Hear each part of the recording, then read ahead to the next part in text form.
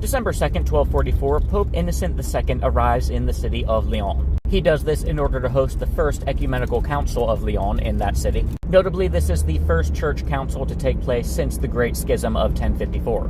Accordingly, they summon bishops and prelates from both the Eastern and the Western Church. Prelates from as far away as Antioch and Constantinople arrived for this council. This council also took place at a time when Holy Roman Emperor Frederick II was besieging Rome. He was accordingly excommunicated. This was also the council that decided on the Seventh Crusade to liberate the Holy Land. December 2nd, 1409, the University of Leipzig is founded. This place is the second oldest continuously operating university in Germany. And considering the 20th century, that's actually kind of impressive. During the war, as a result of bombings and various wartime occurrences, more than half of its buildings and more than half of its books were destroyed. After the war, it fell in East Germany, and the Soviets actually had some care for the university. They renamed it the Karl Marx University because, of course, they did. Nevertheless, boasting a more than 600-year history, the school still remains open to this day. December 2nd, 1766, the Swedish Parliament enacts the Swedish Freedom of the Press Act. This gives printers in Sweden broad freedom to print what they want. This law, coming 20 years before the American Constitution, makes Sweden the first nation in the world to enact any sort of freedom of the press or freedom of speech. December 2nd, 1804, the coronation of Napoleon, Emperor of France. This came following the French Revolution of the 1790s, which drew a lot of inspiration from the American Revolution of the 1770s, and also disrupted a lot of the French colonies in the Caribbean and elsewhere. If you've never heard of Robespierre, by the way, look him up sometime. That's a wild ride. Also, the metric calendar, but I digress. Coming out of such a turbulent time, this coronation event incorporated traditions from a lot of different times in French history, going all the way back to the Carolingian Empire, that was back in the time of Charlemagne, shortly after the fall of Rome, and all the way forward to contemporary times in the time of the French Revolution. This coronation was held in Notre Dame Cathedral and was also attended by the Pope. And if you know anything about Napoleon's reign, this would be far from the end of Europe having turbulent times.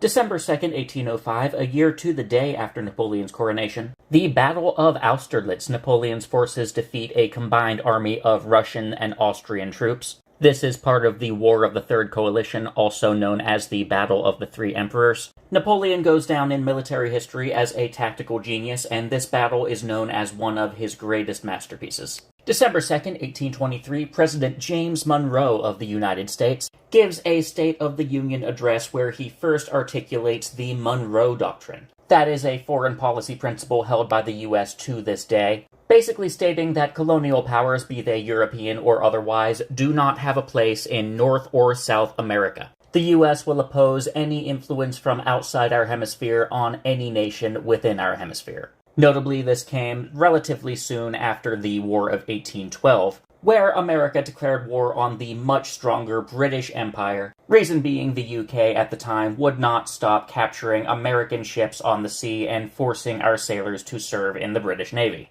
The Monroe Doctrine absolutely is still relevant, as it should be. Examples of this being applied recently, see Venezuela, the ousting of Maduro, and also Trump's activity in Greenland. December 2nd, 1845, President James Polk gives a State of the Union address, where the term manifest destiny becomes popularized. Manifest meaning something that is obvious or self-evident, and destiny meaning, of course, destiny. Meaning it is the self-evident fate of the United States to aggressively expand westward. Which we, of course, did. We settled the plains, built new towns and communities, we fought wars against Mexico for Texas and other land. And just a few years after this State of the Union speech, gold was found in California, sparking the California Gold Rush of 1849, where lots and lots of people jumped on a fad to go all the way west to California, settle on the Pacific coast, and mine for gold, thinking they were going to strike it rich, ended up populating what is now one of our most populous states in the Union. December 2nd, 1848, Franz Joseph I, who you can see here,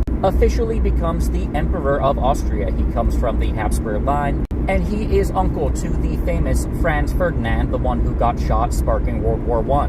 Along with the title Emperor of Austria also comes King of Hungary, therefore the nation Austria-Hungary. December 2nd, 1851, Charles Louis Napoleon Bonaparte, the man you see here, President of France, formally dismantles the Second Republic.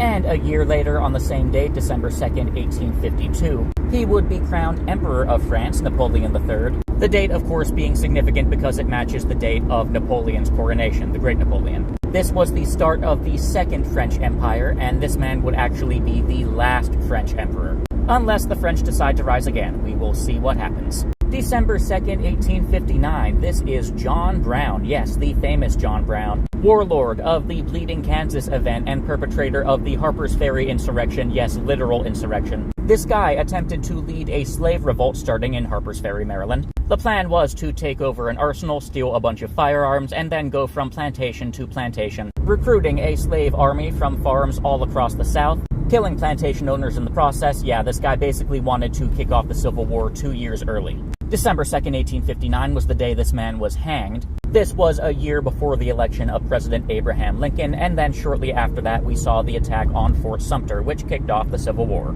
December 2nd, 1865, the state of Alabama, followed by other southern states, this is after the Civil War, ratifies the 13th Amendment to the U.S. Constitution. The 13th Amendment is the one that bans slavery or any form of involuntary servitude except as punishment for a crime as prescribed by a court. And this would not be the only change to the U.S. Constitution following the war. A couple other amendments were passed, resulting in former slaves becoming full citizens and gaining the right to vote. As you can imagine, this shook up the political climate in the South quite a bit, leading to a time in American history known as the Reconstruction. December 2nd, 1899, this was part of the Philippine-American War. The Battle of Tirad Pass, sometimes called the Philippine Thermopylae. So called because a group of 60 Filipino soldiers valiantly had a last stand doing a rearguard action, fighting against more than 500 American troops. December 2nd, 1908, the guy in this picture is Puyi. He was crowned the last emperor of China on that date at the age of 2 years old. And if you know anything about what happens to China when this guy is in his 30s, it's chaos. He, as a matter of fact, sided with Imperial Japan after they invaded China. They allowed him to be leader of Japan-occupied Manchuria during the war. After World War II, he was brought up on war crimes charges, of course. He was in prison for a number of years because of that, let out after 10 years. And then, the last emperor of the Qing dynasty spent the final part of his life as a street sweeper in Beijing. And as if it couldn't get any worse, the leader of China at that time was Mao. Talk about a humbling life experience. December 2nd, 1907, the Ford Motor Company unveils the new Model A. Now, if you know anything about Ford, they of course perfected the production line. Came out with the Model T, which was their primary vehicle model for 19 years. And for all that time, nearly 2 decades, they did not focus very much on changing the car at all except to eliminate unnecessary parts. They focused instead on perfecting the production process, thus making it more affordable for regular people. Well, in December 1927, with the new Model A vehicle, Ford's focus on one single car model was coming to an end. If it ain't broke, don't fix it. December 2nd, 1939, this date marks the opening of New York City's brand new LaGuardia Airport. One of multiple airports in the city, this particular one located on Long Island, and named after New York's Mayor Fiorello LaGuardia. This airport is still in operation today. December 2nd, 1942, this is in the midst of the Second World War. As part of the Manhattan Project, you're looking at the Chicago Pile 1 or CP1 reactor. And on this date, this is where the first ever man-made self-sustaining nuclear reaction was kicked off. December 2nd, 1947, the Jerusalem riots. Following World War II, the newly minted United Nations was focused on Zionism, that is, securing a homeland for the Jewish people in Israel. And as part of this, they unveiled a nice little partition plan in November 1947. This was essentially the first attempt at a two-state solution, and the local Arabs did not like that very much. As you can see from the photo here, they lit some bonfires and had a jolly good time in Jerusalem. December 2nd, 1954, this day marks the signing of the Sino-American Mutual Defense Treaty between the United States and Taiwan. This is a mutual protection pact, meaning an attack on one is an attack on both. This was a much bigger benefit to Taiwan than to the United States, because they had a big aggressive neighbor under the command of Chairman Mao, with a vested interest in reuniting the two nations under one government. And even today, threat of outright Chinese invasion of Taiwan keeps a lot of people awake at night. But thanks to this treaty, the people of Taiwan have a promise that the superpower of the Western Hemisphere would come to help out if that ever occurred. And the photo, of course, is President Eisenhower riding through the streets of Taipei 5 years after this treaty was signed. December 2nd, 1954, this was the day the Senate, the U.S. Senate, voted to censure Senator Joseph McCarthy. Reason being, he hurt a lot of people's feelings by calling them communists, which they were. Pictured here is Senator Ralph Flanders, who introduced the censure movement. Now, this censorship move was a resolution, and those who pay attention to my Pennsylvania State Congress videos, what do we know about resolutions? This is not a bill, this is not proposing any concrete policy change, they are literally just voting to say, hooray, we did it. In this case, we called that big evil meanie Joseph McCarthy a bad man in a very public, very symbolic way. The final Senate vote on that was 67-22, and that's really too bad because the benefit of hindsight can tell us that McCarthy was right about quite a lot. December 2nd, 1956, the Grandma reaches the shores of Cuba. This was a small yacht transporting a lot of revolutionary people from Mexico to Cuba in order to take part in the Cuban Revolution. This yacht trip included Che Guevara, Fidel Castro, and others. They would ultimately overthrow the Cuban government, Cuba Libre, and install a government of their own. That new government would get friendly cozy with the Russians, scare the Americans a lot. The Cuban Missile Crisis would come of this not long after. It's fun to read up on all the declassified CIA files about all the ways they tried to assassinate Fidel Castro. Some of them read like a literal Looney Tunes skit. For example, they tried to plant an explosive inside one of the cigars that Castro was going to smoke.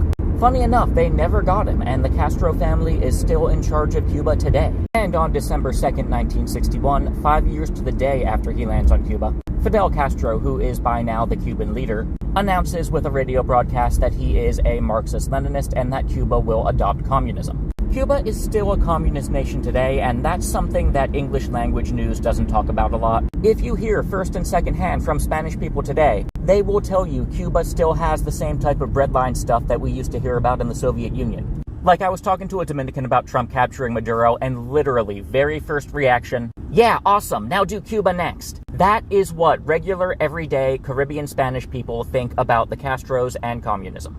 And American leftists will ignore all the problems and pretend everything is hunky. December 2nd, 1970, the U.S. Environmental Protection Agency, or EPA, officially begins operations. An organization known for heavy-handedly enforcing a lot of environmental regulations. A good many people have mixed feelings about this one.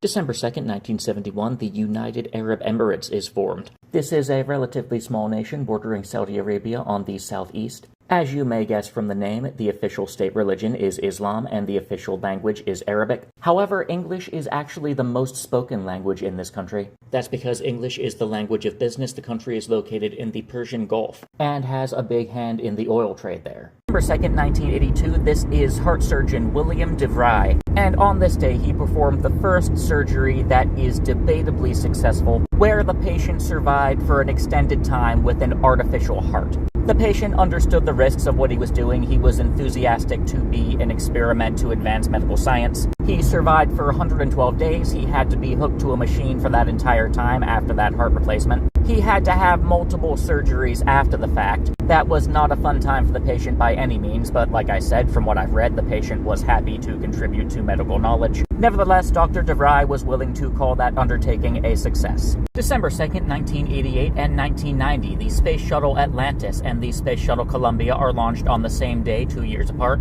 Atlantis being the one to launch in 88 and Columbia in 1990. And the picture you see here is the Space Shuttle Columbia. December 2nd, 1993, this is the last day of Pablo Escobar's life.